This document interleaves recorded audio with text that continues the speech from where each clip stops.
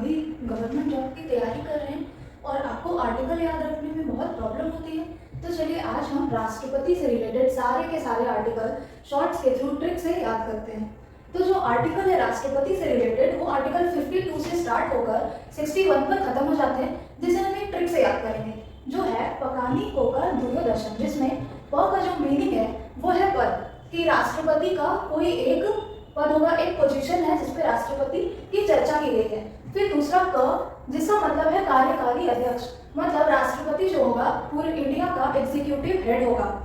फिर नी जिसका मतलब होता है निर्वाचन, कि राष्ट्रपति का निर्वाचन के लिए 50 प्रस्तावक और 50 अनुमोदक होना जरूरी है और इसके तहत राष्ट्रपति को 15,000 रुपये आरबीआई के पास जमा कराने पड़ते हैं और अगर वोटिंग के बाद 1/6 वोट भी नहीं मिल पाता तो आरबीआई 15,000 रुपये जब्त कर लेता है। फिर जब हम आगे बढ़े कोटा की बात करें तो आर्टिकल नंबर 55 में राष्ट्रपति का कोटा की बात की गई है। का मतलब कार्यकाल, कि राष्ट्रपति का जो कार्यकाल होगा वो 5 वर्ष का होगा। फिर दू मतलब कि राष्ट्रपति दोबारा भी चुनाव लड़ सकता है। यो मतलब योग्यता, कि राष्ट्रपति को चुनाव लड़ने के लिए क्या क्या योग्यता होनी चाहिए, कि वो भारत का एक नागरिक होना चाहिए, 35 वर्ष उसकी आयु होनी चाहिए और भी कुछ पॉइंट्स होते हैं। फिर जब आगे बढ़े तो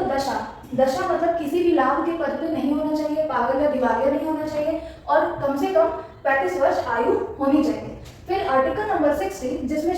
मतलब शपथ की बात की गई है, जिस राष्ट्रपति को शपथ चीफ जस्टिस ऑफ इंडिया दिलाते हैं। फिर मतलब महाभियोग मतलब इम्पीचमेंट, राष्ट्रपति को पद से हटाने की जो प्रक्रिया होती है वो होती है महाभियोग, दैट मीन्स इम्पीचमेंट, जिसमें कोई भी सदन 2/3 मत से पारित करता है और फिर दूसरे सदन में भी 2/3 मत से राष्ट्रपति को हटाने का वोट आना चाहिए और राष्ट्रपति को हटाने के लिए कम से कम 14 दिन पहले उसे लिखित बताना जरूरी होता है।